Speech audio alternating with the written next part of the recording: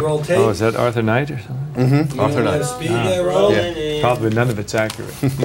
By We'll today's standards, it's We'll all see. outmoded. Okay. I'll expand Tell me on it, anytime. like the plot of the film. I was excited about meeting you. When's the last time you got excited about meeting somebody? Was there anybody that when you were coming up, that you got all wound up about? I was thinking the other day about people I didn't meet that I'd like to have met, and one person was Nat King Cole. Mm-hmm. And I was at a party he was attending years ago when I was on Rawhide, and there was a big party up in Nevada, and he was in the room, and I was going to go over and say hello, and I didn't do it, and I thought, and I regret it. Of course, he passed away, Mm-hmm. but I always thought, why didn't I go over and just stick out my hand? Was something like a John Wayne a big deal, or not really? Yeah, I met John Wayne. Actually, he came to a tennis tournament that I put on in Pebble Beach, and his wife was a big But you were a star by that point. Yeah, I had been playing in films. You know, I didn't meet him when I was unknown. At that, I didn't have that pleasure. I'd never met most of those guys. Gary Cooper, I think when I was doing Rawhides and people like that. I was reading in this Arthur Knight interview and others, and I never really understood it. They said, you know, you were from the Mount Rushmore School of Acting. Well, to me, Mount Rushmore is George Washington and some of those, and you're in pretty good company. Good guys up there, yeah. When did you learn less?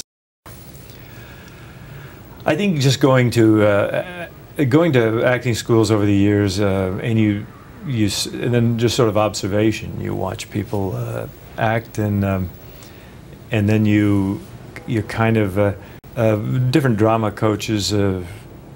Sometimes I used to know a drama coach who said, "Don't just do something, stand there." In other words, there was sort of just a parody on the old saying, and they would do.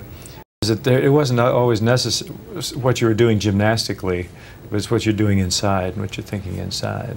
And that's harder, really, isn't it? And if you're projecting the right thoughts, then people will reach forward to you, and if you're not, then they're not going to be listening anyway. They're going to dial out. Steve McQueen used to say about don't make anything too long that you have to say. Well, that's true. That's an editing judgment. If you got material that's long, expository, it's something the audience already knows, then you're going to bore them to death anyway. That's a selection process. But you, as the performer, has to deliver a lot of times a lot of stuff that you really don't think is very well constructed. And if that's the case, you have to deliver it. And that's a great exercise too. Television teaches you that. And McQueen ought to have known. He was on the Wanted Dead or Alive, and he had to do it all. If you had to choose between an Oscar or a #1 record as an artist, what would you pick? I don't know. I don't know. I wouldn't know what. I don't see how those are even comparable. Status symbols. I mean, they're like recognition factors to be a mark of a success in music or a mark of a success in a word. In Oscar. Well, I think a #1 box office movie would be more analogous to a #1 record. Okay. Wouldn't you think? Mm-hmm. I mean, I don't know. And then, as opposed to a Grammy to an Oscar. Yes, true. But I don't know. I never think of either one of them. When I do a movie, I just do it for what the values I think, and I hope, naturally, you hope someone wants to see it. No, I think makes a movie for empty houses, and I'm sure everyone who cuts a record probably feels, wouldn't it be great if it got up there on the charts and people wanted to listen to it? But when you're doing it, you kind of have to think in terms of doing it and not what the result's going to be. The results is once you turn that record into, you mint that record and put it on the market, it belongs to someone else after that. It belongs to the public, and the same with a movie. Once the movie's turned over and it starts playing, it's no longer mine anymore. And that's. Music is a great love for you. I mean, I was reading back, you were playing piano really for money and beer at the age of 17 at the Omar Club. Very little money and a lot of beer, yeah. The Omar Club in Oakland, yeah. Those were some great days, and we were just a bunch of kids. But you still enjoy picking, I think, and like you wrote the theme for this film? Yeah, I did it on piano. I wrote it with a guitar in mind, but I did it on piano. But I fool around a little bit, but I'm sort of a jack of all trades, master of none in that area. I don't. I haven't really built up any chops for playing in a long time.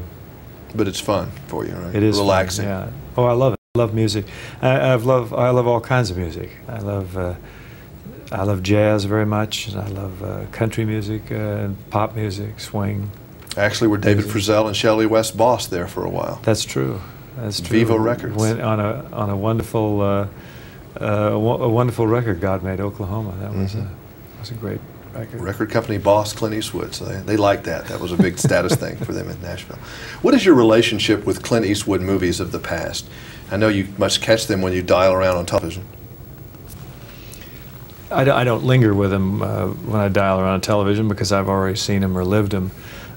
So it's a little different for me. I don't know what the relationship is. There is no relationship. That's the past, and I've done those movies, and it was a great time when we did it. Once in a great while, it's fun to sit down, look at one, and see how it holds up.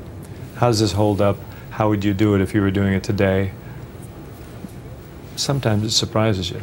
My favorite, and I have them on Laserdisc, and I do watch them periodically, are the Dirty Harry series.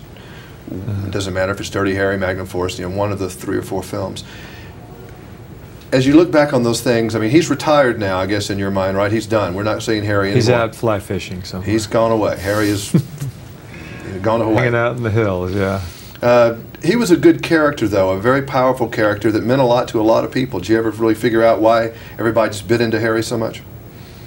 I think he was a guy who just fought the system, fought the bureaucracies of today, and people like that because everybody's frustrated about the bureaucracy of today. Every time you go make an application and wait in a line for a government deal or a driver's license or the post office or whatever, we're always mired down in bureaucracy, and to have a guy who is speaking out for the average person, and also he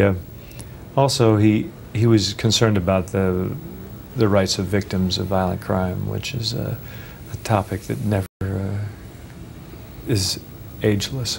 I got a kick out of seeing that somebody in the Philippines wanted as a training film, Dirty Harry. Yeah, I thought that was an interesting concept. Yeah, there was some rumor of that back in the 70s that they were using it as a training film. But your westerns have always been very honest. Unforgiven is an honest western, in that I think those people pretty much probably existed. Everybody in that film, and it wasn't really a Hollywood-looking thing like Miss Kitty in Gunsmoke was. I mean, these people are real in this movie. Well, we tried very hard to keep it that way. I tried very hard in the sets, in the art direction. It was inherent in the script as far as the characters, the characters, the various flaws the characters all have. And also I hired people who didn't care about wearing a lot of makeup and what have you, and they were not afraid to be a little off. The anti-hero thing always comes up. I mean, you still want a guy that, unlike John Wayne, who will kill somebody rather coldly. Well, if it's in the plot, in John Wayne's era, that was the era where the hero always had to be the fair guy, and things were more black and white. I have always played the Western hero as much more gray, with various facets and various weaknesses and strengths, and maybe even certain meanness at times that is just out of his environment, out of the environment he's living in.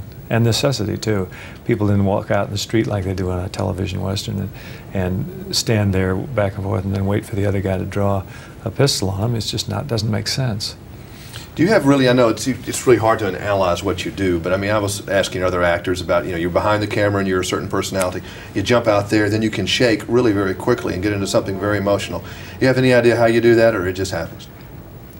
It's just a question of technique, the acting technique you've learned over the years, how to throw yourself into certain things, what thoughts to think to get yourself into a certain state, and then also you have to learn to get out of it fast if you're performing as a director as well. Did you ever carry any of these people home, Harry or some of the Lone Stranger things, when you were younger? Yeah, I think when I was younger, but I try not to. You try not to. You try to, you know, snap the switch and go out. And if you carry this stuff around with you, it's going to beat you to death. Well, I know that these are not the most pleasurable experiences for you, and I hope you've survived the day. The press. I have. Some of us love you, you know. Well, like the character of William Money, if I had to carry that around with me and carry his demons along with me in my home life while I'm making the film, I'd be a pretty miserable person to get along with. Well, we're all loving you down in Nashville and all over. Thanks. Thank you. Tell everybody hello for you. Give my best to Nashville. Yeah, I will. Thank you. Yeah, great. All right. Very good.